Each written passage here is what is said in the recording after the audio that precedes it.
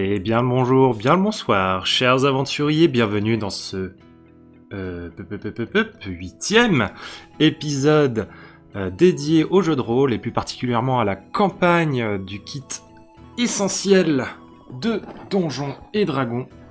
Et cette fois-ci, l'épisode 8, il aura mis un peu de temps à arriver, mais ça y est, c'est la guerre!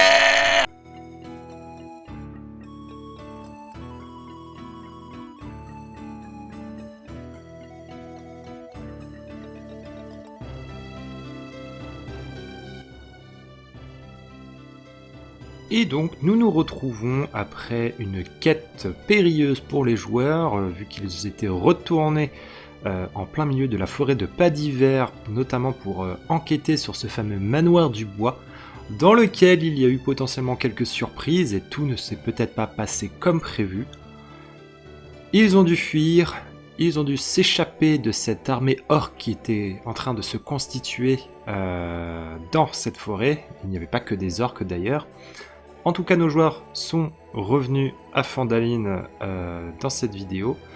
Et donc, je vais aborder ce que j'appelle plus particulièrement la bataille de Phandaline ou la bataille de Savras, selon l'endroit où elle se déroule. La plupart du temps, vous verrez que j'amène mes joueurs à se rendre au sanctuaire de Savras, mais il est également possible de préparer une grosse bataille à Phandaline. Donc, à partir d'ici, les joueurs vont pouvoir voir un peu le fruit de leurs actions et des décisions qu'ils auront prises, notamment sur Phandaline déjà, puisque forcément, entre-temps, la fameuse armée, les fameux renforts qu'Arbin Wester est parti chercher à Pas d'Hiver sont arrivés. Et donc, une armée d'environ une centaine d'hommes de Pas d'Hiver, donc équipés comme il se doit, avec des magiciens et des guérisseurs également, sont disponibles à Phandaline, et en fonction des choix que les joueurs ont fait et des décisions prises dans la campagne, verront également Phandaline potentiellement être renforcée à certains endroits. Donc là, libre à vous d'utiliser la carte à disposition dans le kit et d'y installer ou du moins la modifier. Donc je vous mettrai éventuellement le lien en description pour récupérer les cartes si vous souhaitez faire des modifications dessus également. Et donc, Phandaline potentiellement qui s'est renforcé, qui a renforcé ses défenses et qui a mis en place certains systèmes de garde ou a équipé aussi certains villageois. Et potentiellement, vous pouvez tout à fait imaginer qu'en plus de cette fameuse garde de Pas d'Hiver, il peut y avoir également d'autres mercenaires qui sont arrivés pour venir aider Phandaline, puisque, évidemment, un peu comme vous, certains sont prêts à aider en échange d'argent. Pour ma part, généralement, c'est un moment où j'aime bien intégrer des personnages, en fait. Donc c'était déjà le cas un petit peu avant, lorsque les joueurs retournent à Phandaline, mais là, d'autant plus, c'est l'occasion d'intégrer potentiellement des nouveaux personnages, donner vie à des personnages un peu plus marquants, un peu plus emblématiques, et intégrer potentiellement aussi, réutiliser des personnages que vous avez eu l'occasion d'utiliser dans d'autres campagnes pour justement rajouter un peu plus d'interaction et peut-être aussi une attache à certains personnages, puisque là il y a une grosse bataille qui va arriver. En tout cas, c'est comme ça, encore une fois, que je le présente dans mon scénario. Donc à Phandaline, ils vont pouvoir échanger cette fois-ci en personne, ils vont pouvoir rencontrer Arbin Wester, donc qui est revenu avec les renforts, et ils vont pouvoir également échanger avec le capitaine de la garde. Alors pour le capitaine de la garde, bien sûr, vous pouvez faire comme vous voulez. Personnellement, j'utilise un personnage qui est dans le lore du jeu, donc de Donjons et Dragons. Je pourrais vous remettre évidemment en description éventuellement le personnage, mais en gros c'est un ancien combattant qui avait pris initialement sa retraite, mais qui a accepté de venir aider Phandaline. Donc la décision qui va être prise, c'est il va falloir agir, ou du moins se défendre. Donc, dans mon explication, je vais partir dans l'idée où les joueurs vont être amenés à attaquer, donc c'est-à-dire se rediriger dans un premier temps vers la mine de Phandaline, qui est donc contrôlée par les hommes rats, que j'ai un petit peu abordé dans la dernière vidéo d'ailleurs, et également donc le sanctuaire de Savras, où visiblement, d'après aussi certains de leurs éclaireurs, qui confirme la chose, c'est qu'il y a bien une armée qui est en train de se constituer également au sanctuaire. Donc Padivert a donné l'ordre à la fois de défendre Phandalin, mais d'aller récupérer les mines qui sont essentielles pour la région, et d'aller nettoyer le sanctuaire de Savras. Donc ça, c'est l'option, on va dire, qui est arrivée le plus souvent, enfin qui est toujours arrivée d'ailleurs. C'est une possibilité, mais il y a également la possibilité que les joueurs préfèrent attendre, rester en mode défensif, et donc attendre que ce soit les orques qui attaquent Phandalin. Et donc là, ça peut amener à une autre bataille un peu plus épique, mais peut-être plus compliqué à aborder, dans le sens où Phandalin reste quand même un village pas forcément très facile à défendre. Donc là, encore une fois, si vous avez décidé de faire certaines quêtes avant d'atteindre ce point, donc notamment les quêtes secondaires qu'on détaillera dans d'autres vidéos, mais qui sont présentes dans le kit essentiel, donc dans le livre. Je pense notamment à la fameuse forteresse abandonnée qui appartenait aux nains avant. Potentiellement, vous avez d'autres possibilités pour les villageois de Phandalin de se défendre. En tout cas, donc une grande bataille qui peut s'annoncer sur la carte de Phandalin. Donc là, libre à vous de gérer ça. Personnellement, si vous faites dans mon cas, dans ma campagne, si les joueurs décident de rester à Phandalin pour défendre Phandalin en attendant que les orques attaquent, majoritairement, ils vont être attaqués par les fameux orques jaunes. Il y aura également les créatures qu'ils ont affrontées dans les bois. Et ils vont affronter aussi des orques. La bataille que je prévois, que j'ai toujours prévu en tout cas si c'était le cas, elle se fait en plusieurs phases. Donc il y a d'abord un premier groupe qui attaque, mais les joueurs vont se faire avoir, dans le sens où ils vont se faire attaquer de différents côtés. Ce qui va demander aux joueurs initialement, sauf si évidemment le combat se passe plutôt bien, à devoir se regrouper et à abandonner une partie du village pour pouvoir repousser l'assaut ennemi. Si vraiment la bataille à Phandalin est dans la misère, et c'est quelque chose que je prévois d'ailleurs en mode scénarium, c'est que le dragon vient pointer son nez à ce moment-là, et donc ne fait aucune distinction bien sûr entre les orques, les humains, les nains ou quoi que ce soit. Il est avec personne, ce dragon, et donc décide de décimer tout ce qu'il voit et tout ce qui bouge. Donc évidemment, le dragon peut être amené à fuir en fonction de si les joueurs décident d'agir contre lui. Donc c'est pareil, vous avez des consignes dans le livre pour le faire fuir.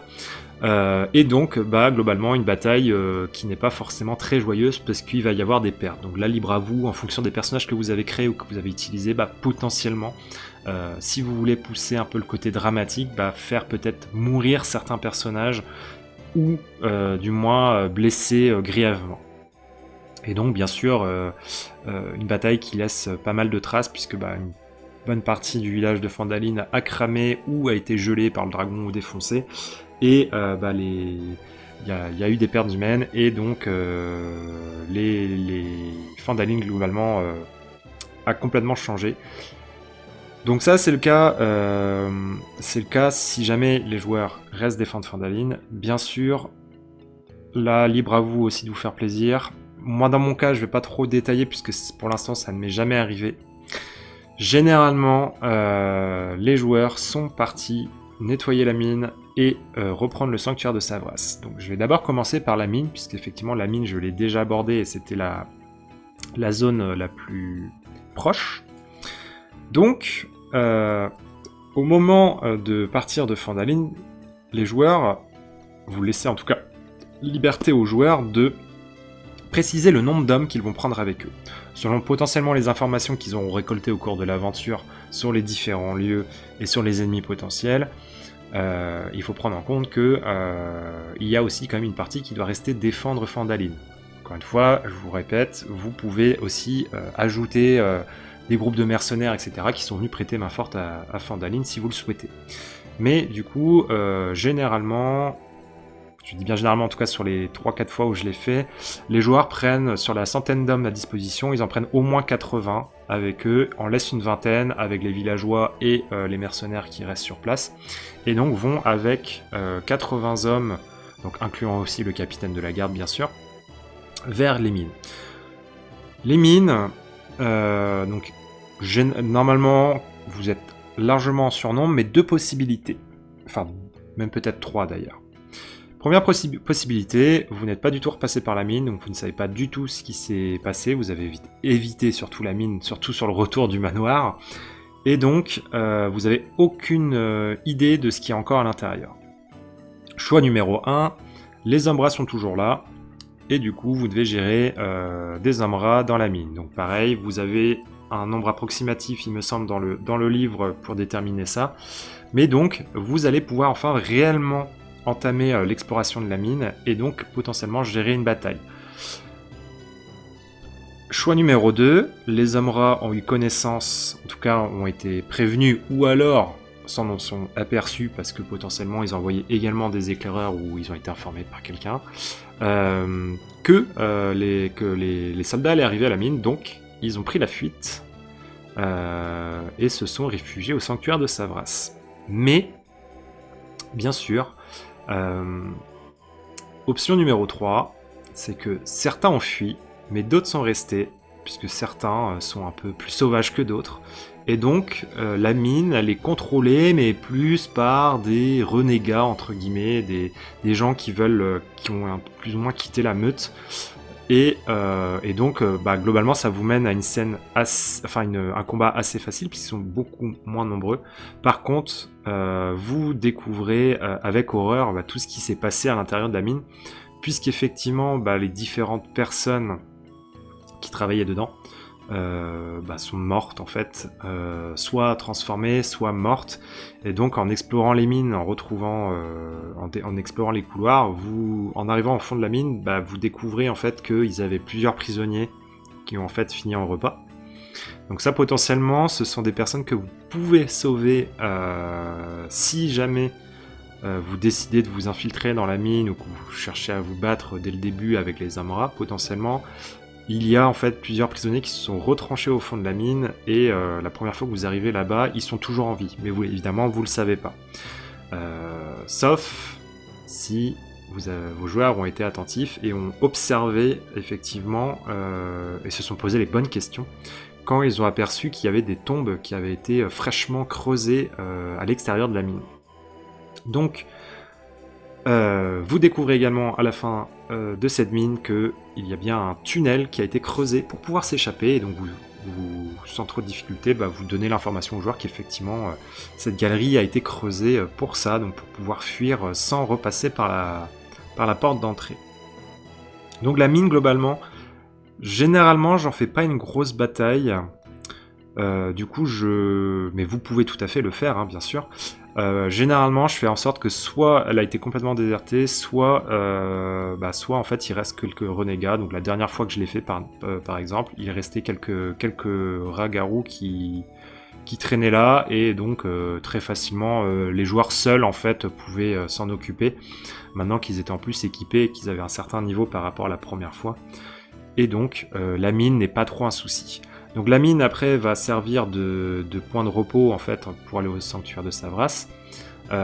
Certains gardes vont rester, donc à vous ou aux joueurs de déterminer s'ils veulent laisser des hommes ou pas. Sinon en fait potentiellement ils peuvent envoyer un message à Fandaline pour dire c'est bon, la mine a été libérée, vous pouvez venir reprendre doucement le contrôle. Et du coup la mine, il faut pas oublier que si vous avez suivi ce que je vous ai dit, en tout cas dans l'intrigue que j'ai construite, il y a le fameux personnage de Zilin aussi. Et donc, petite particularité, si vous voulez un peu rajouter du drama ou le doute sur vos joueurs, donc si les joueurs ont été amenés à la rencontrer, à passer un marché avec elle, et que derrière vous avez continué à la voir même quand elle s'est faite dégager de la mine, vous découvrez qu'en fait, au moment où vous y étiez, la première fois, même sous son commandement, ils avaient déjà commencé à bouffer et à tuer certaines personnes. Donc, en fonction de comment vos joueurs voient la chose, bien sûr, vous pouvez demander des comptes à Zilin. Donc, libre à vous d'intégrer ça, bien sûr, aussi au lore. Mais, effectivement... pour le côté dramatique, j'aime bien montrer aussi que Zilin n'est pas tout à fait blanche dans l'idée, puisqu'elle savait pertinemment ce qui se passait et qu'elle vous a caché des choses. Et donc, libre à vous et aux joueurs de déterminer ce que vous allez faire avec elle. Cela dit, ça peut être une alliée pour la bataille de Savras, même si elle n'a plus beaucoup d'hommes sous son commandement, entre guillemets, mais potentiellement, elles peuvent vous aider. Donc la mine reprise, la mine nettoyée, vous pouvez prendre la direction du sanctuaire de Savras. Et donc, comment gérer les grandes batailles? Donc là, vous allez avoir plusieurs unités. En tant que MJ, c'est pas forcément évident. Déjà, juste les combats avec les joueurs et les ennemis peuvent être assez longs. Donc, je vais essayer de vous expliquer un peu plus en détail comment je fais en général pour gérer des batailles comme ça où il y a plus de 30, 40, 50, voire plus personnages en tout cas sur la carte, que ce soit soldats, monstres, joueurs, etc. Et donc, je vais aussi vous expliquer comment généralement j'amène la chose pour la bataille du sanctuaire de Savras. Donc, dans un premier temps, les joueurs vont arriver à proximité du village abandonné et du sanctuaire de Savras, donc Conyberry, le village pour rappel. Et donc les joueurs globalement peuvent établir une sorte de campement. Vous pouvez, si vous aimez rajouter un peu de difficulté, vous pouvez tout à fait imaginer que Conyberry, les orcs ne sont pas trop cons non plus, savent qu'il y a une armée qui arrive, et donc ils peuvent potentiellement ralentir ou tenter une embuscade sur les soldats à Conyberry, peut-être faire en sorte que ce soit pas forcément quelque chose de très très violent, mais une possibilité où en fait ils ont plus ou moins piégé Conyberry parce que les soldats vont devoir passer par là. Donc c'est une chose que vous pouvez ajouter, mais en vue de la bataille qui arrive, généralement je fais en sorte que Conyberry reste le village abandonné tel qu'il est. Et donc les joueurs vont pouvoir établir plus ou moins leur campement à proximité. Et donc, première phase, déjà, c'est échanger déjà sur toutes les infos que vous avez. Donc les joueurs vont pouvoir échanger avec le chef de la garde. Il a envoyé des éclaireurs, donc en fonction par exemple d'un lancer que vous déterminez avec un certain seuil de difficulté, vous pouvez déterminer la réussite par exemple des espions de la garde et donc savoir combien d'informations ils vont pouvoir récolter. C'est tout à fait une possibilité. Vous pouvez présenter ça sous forme de questions ou alors vous dites j'ai fait un lancer, il a fait 17, donc par palier de 4 ou 5 vous donnez tant d'informations et donc voilà combien d'informations je vais pouvoir donner aux joueurs sur ce qui les attend au sanctuaire. Évidemment les joueurs, pour rappel, peuvent déjà avoir récolté certaines informations, sauf qu'entre temps bien sûr il s'est passé plusieurs jours, donc il y a peut-être des choses qui vont changer. Donc première phase, regrouper les informations, que ce soit celles des joueurs ou celles des espions de Pas d'Hiver. Ensuite, bien sûr, déterminer une approche. Donc, la plupart du temps, les joueurs pensent à le faire la nuit. C'est beaucoup plus simple puisque le sanctuaire de Savras est situé en hauteur et on vous explique bien que globalement, il n'y a pas beaucoup d'endroits pour se cacher et donc c'est assez simple en fait. Pour ceux qui sont dans le sanctuaire de détecter des personnes qui arrivent. Donc il est beaucoup plus simple pour les joueurs de s'infiltrer la nuit. Et vous pouvez laisser les joueurs déterminer comment ils vont approcher. Ils peuvent tout à fait créer des attaques furtives ou justement des tours de repérage. Donc je prends l'exemple par exemple, très bonne phrase. Je prends l'exemple d'un druide en partie qui s'était transformé en créature volante et qui a pu faire un tour de repérage et larguer, c'était une bonne idée, larguer donc des petits objets qu'ils avaient récupérés, donc qui étaient des perles de chapelet, mais qui à l'impact explosaient comme une boule de feu. Donc ça peut faire son petit effet de surprise si jamais vous voulez donner le signal pour lancer l'assaut. Mais en tout cas, ils ont pu repérer certaines choses. Et donc, normalement, vous aurez la carte du sanctuaire de Savras qui apparaît. La carte que vous avez sous les yeux, je l'ai développée, je l'ai agrandie. Dans le sens où là, vous n'avez que littéralement la carte du sanctuaire, avec ce fameux rempart qui est plus ou moins effondré à certains endroits. Mais donc, il faut imaginer qu'à gauche, vous imaginez un campement où sont regroupés plusieurs types de créatures, à la fois des orques, des ogres, 2-3 trolls et autres créatures que vous pouvez récupérer. Donc peut-être dans un... Si vous l'avez, ou alors j'essaierai de vous mettre un lien en description pour que vous puissiez avoir l'ensemble des créatures qui existent dans Donjons et Dragons. Mais vous pouvez tout à fait imaginer que les orques qui s'occupent de tout ça, ou en tout cas peut-être qu'il y a encore des gens au-dessus bien sûr, mais ont réussi à convaincre certaines créatures de rejoindre leur armée pour attaquer Phandalin et les autres villages et même pourquoi pas d'hiver en fait dans la région. Donc une phase de repérage, et donc après, une fois qu'ils ont récolté les informations, vous pouvez leur laisser un peu de temps, ou alors vous pouvez déterminer un temps, et comme ça ça nécessitera qu'ils choisissent bien où est-ce qu'ils veulent aller pour récolter les infos, mais ils ne pourront peut-être pas avoir toutes les informations comme ils veulent. Et donc après, une fois avoir récolté ces informations là, donc potentiellement sans se faire repérer bien sûr, vous pouvez leur laisser un temps de réflexion, une sorte de point stratégique pour déterminer comment ils vont se répartir. Et c'est là donc que rentre en compte le système pour gérer plus de 100 unités sur une carte. C'est que tout simplement déjà, pour ma part, cette bataille-là, je crée un capitaine, donc généralement qui va être représenté soit par un joueur, soit par un PNJ important qui vous accompagne. Et chaque capitaine va être accompagné soit de 10, soit de 15 soldats. Donc en fonction du nombre de joueurs, en fait, il faut voir comment vous voulez répartir ça. Et donc pendant la bataille, ce qui va se passer, c'est que les joueurs vont déterminer sur quel angle ils attaquent. Soit ils attaquent directement le sanctuaire, soit ils attaquent plutôt côté campement. Donc ça vous laisse une grande zone de combat. Pour ceux qui vont attaquer la partie campement où toutes les tentes sont érigées, etc., si par exemple vous mettez 4 capitaines donc avec leur groupe de soldats, en face il y aura 4 groupes, donc un par groupe en fait, pour l'affrontement. Et donc généralement, pour déterminer aussi le capitaine entre guillemets des groupes adverses, je choisis dans une liste, donc dans le lien ou dans le bouquin des créatures de Donjons et Dragons, je choisis une créature un peu plus robuste qui va en fait être le chef, et en fonction du type de créature, donc par exemple si je mets un orc, je mettrai un chef orc avec eux. Si je tombe sur un haut-gobelin, peut-être que j'en mettrai que 5. Par exemple si vous voulez mettre des trolls, peut-être en mettre 3 seulement, c'est pas mal.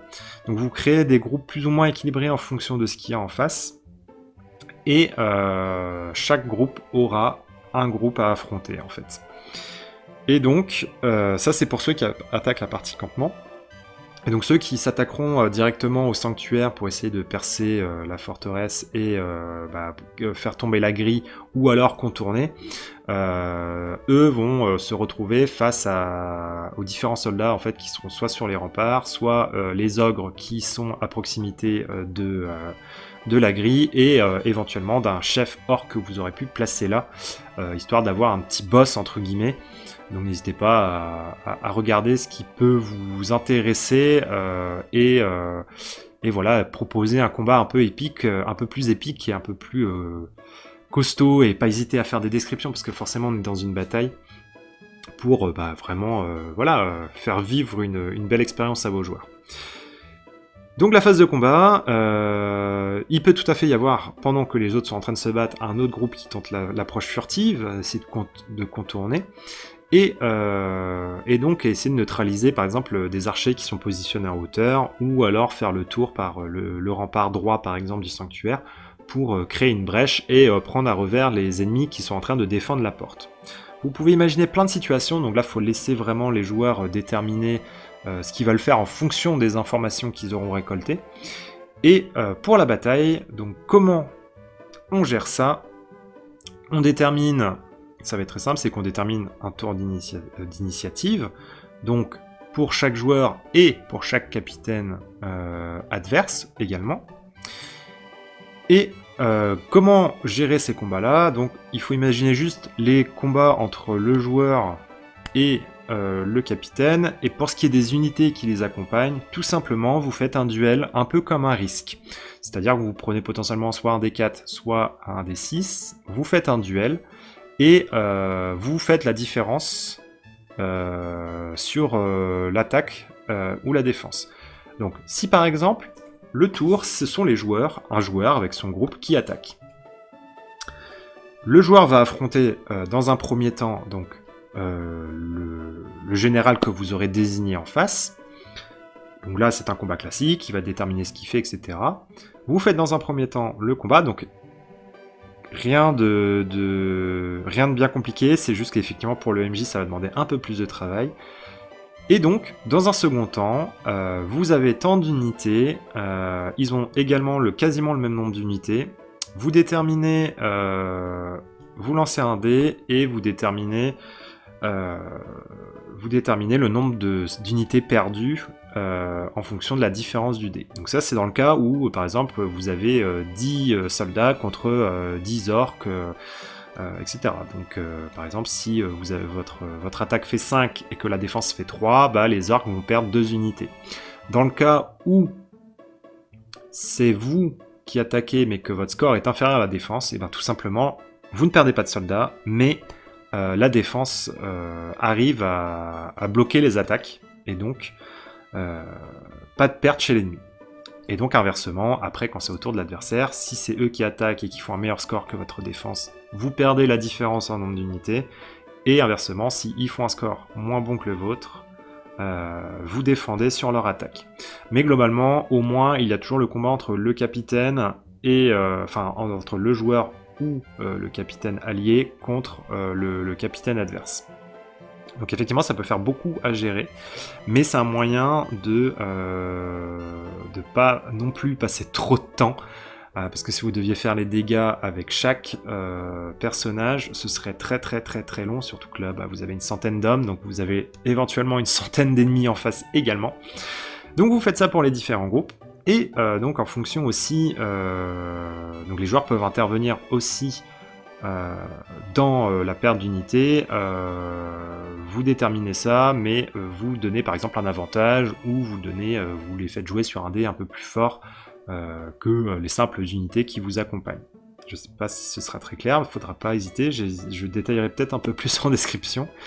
Mais en tout cas, c'est un moyen un peu plus simplifié, donc un duel de D6, un peu comme une partie de risque, où si l'attaque est gagnante, vous enlevez la différence avec la défense, et si la défense est gagnante, il n'y a pas de perte d'unité.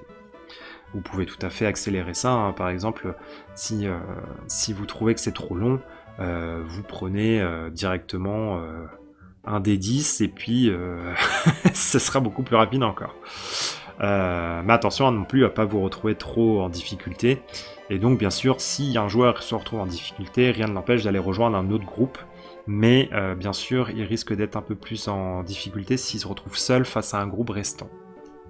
Mais dans le cas où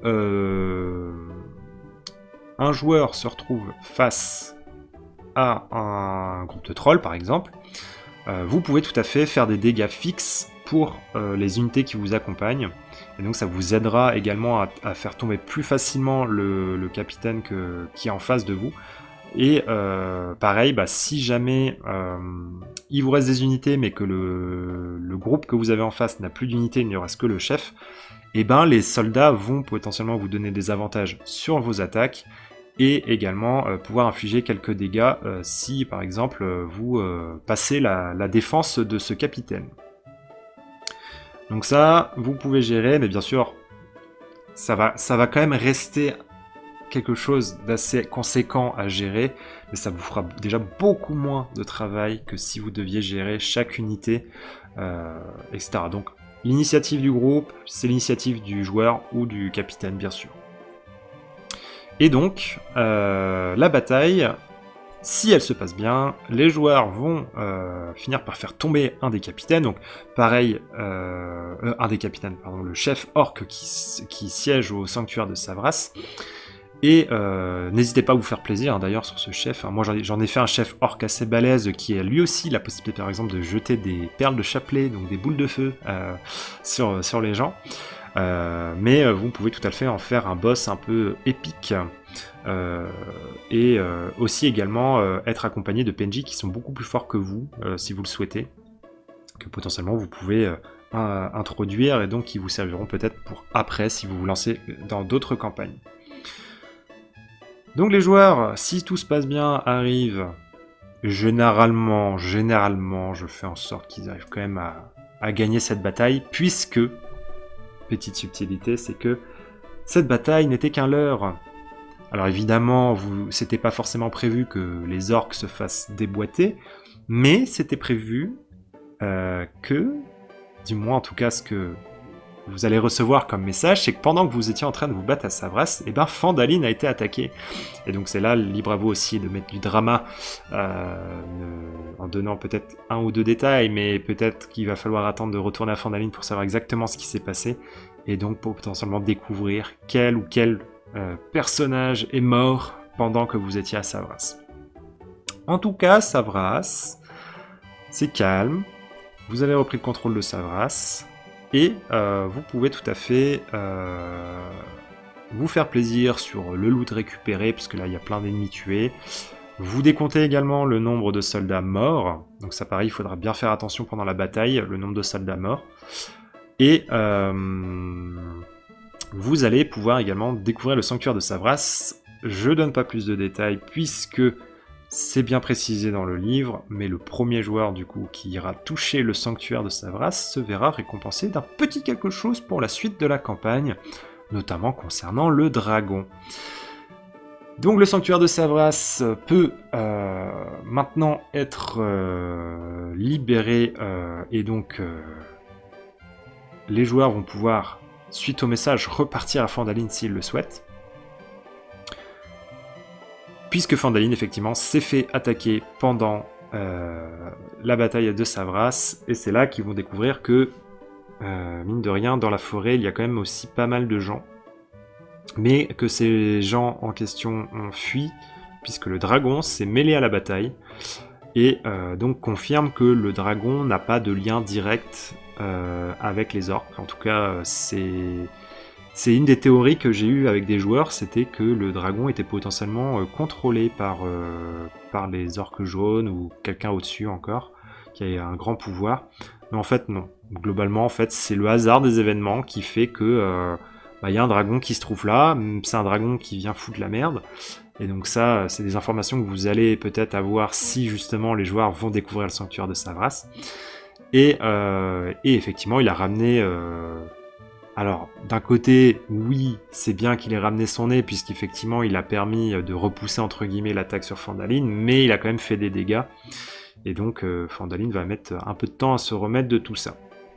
Donc après cette bataille à Savras, cette bataille qui peut être épique, qui peut durer un certain temps, qui peut aussi malmener les joueurs, et donc proposer encore une nouvelle chose dans l'histoire,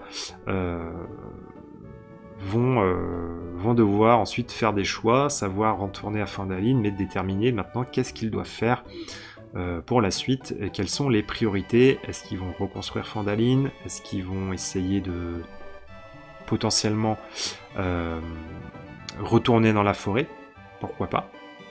C'est une possibilité, même si effectivement les hommes de pas d'hiver ont pour consigne d'éviter la forêt.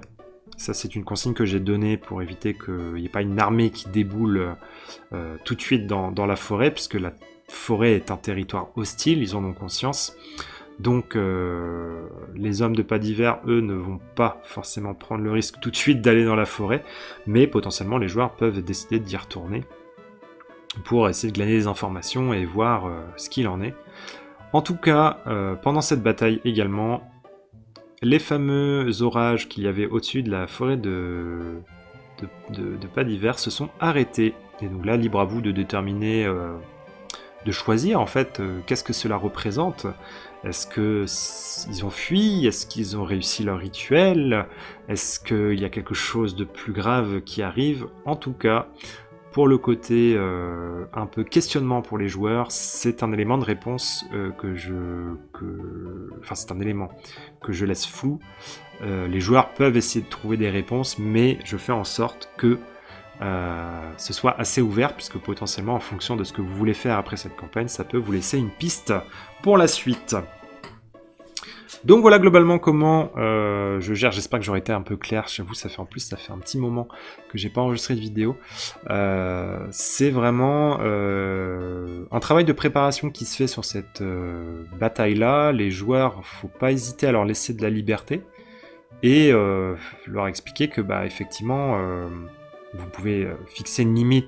Par exemple, c'est quand même laisser quelques soldats à Phandalin, mais vous pouvez complètement les laisser déterminer s'ils restent à Phandalin, s'ils suivent les gens à Savras, et comment ils vont aborder en fait cette bataille-là. Ils peuvent tout à fait se répartir les soldats, ils peuvent déterminer de faire des groupes plus gros, c'est une possibilité aussi, mais avec le risque que s'il y a des boules de feu qui sont jetées, etc., il y ait plus de victimes d'un coup.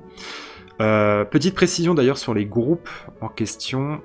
Ce que je fais généralement, c'est que je détermine qu'il y ait 8 soldats. Non, pas 8 soldats. Si on fait des groupes de 10 par exemple, c'est 7 soldats, 2 mages et 1 soigneur. Donc les mages, je me base sur des fiches que vous pouvez trouver très facilement. Mais généralement, ils ont des sorts, ce sont des mages de niveau 4 ou 5. Ils ont quand même des sorts qui peuvent bien servir. Mais attention, en face potentiellement, il y a la même chose.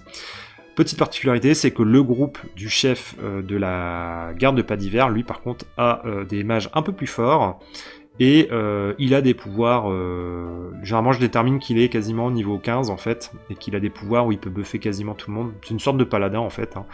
Mais faites-vous plaisir aussi si vous voulez tester des PNJ un peu plus forts.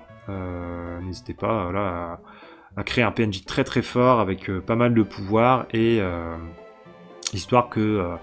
aussi, si la bataille, vous vous rendez compte, part trop en vrille, qu'il y ait quand même, la possibilité de se relever de ça et de réussir en fait. Parce que mon objectif sur cette bataille-là, c'est que les gens vivent un moment épique, mais je ne prévois pas sur la bataille de Savras, en tout cas, que les joueurs perdent. Vous pouvez tout à fait faire des propositions, mais mon objectif sur cette bataille-là, c'est ne pas... Je trouve toujours un moyen, ou du moins un échappatoire, si jamais ça tourne mal. Quelque chose en scénarium qui va faire que en fait, les joueurs vont réussir à gagner cette bataille.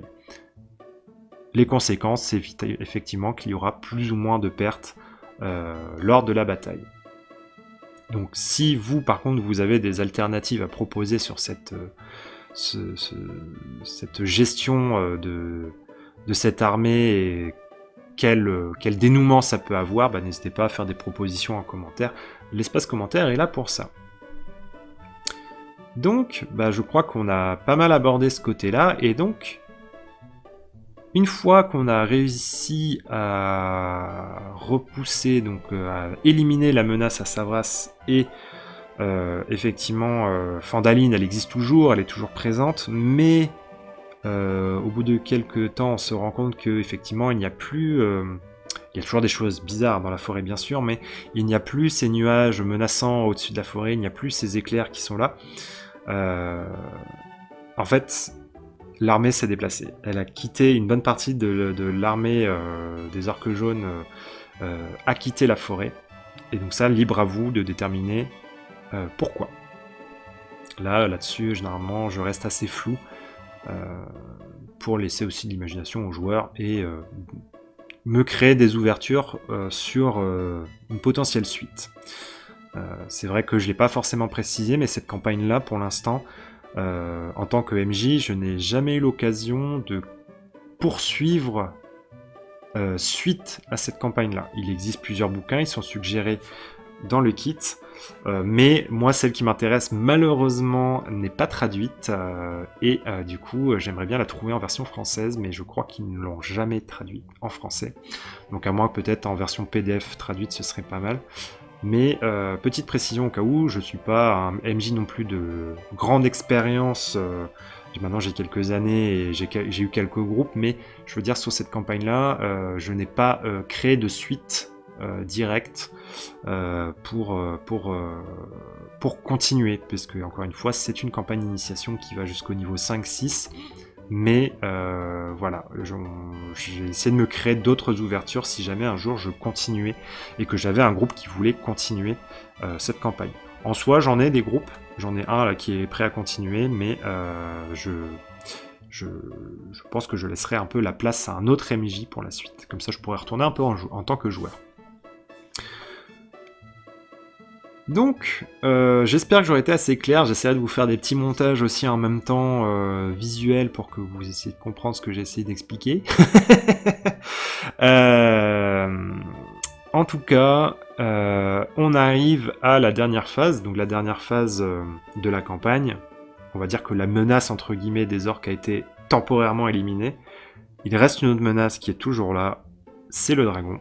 Et donc normalement, c'est ce que nous aborderons dans la prochaine vidéo, et notamment la quête pour aller récupérer une arme efficace contre les dragons, et également savoir où se trouve le dragon et comment aller l'affronter. Merci d'avoir suivi cet épisode. Je sais qu'il a mis un petit peu de temps à arriver. Je vous avoue que là, les dernières semaines ont été un peu chargées, les week-ends aussi, donc faut que je trouve le temps à chaque fois. En tout cas, merci encore une fois de votre soutien. On a dépassé les 700 abonnés, ça fait plaisir. Peut-être que en mai, je vous ferai un peu comme d'habitude, à chaque fois qu'on passe un palier d'essence, et qu'il y a toujours des petites surprises planquées dans les vidéos, et des mini-jeux concours, notamment sur le Discord et sur mon compte Twitter. Donc, restez bien informés. Je vous dis à la prochaine. Prenez soin de vous. C'était le Gal29 pour RPG Universe.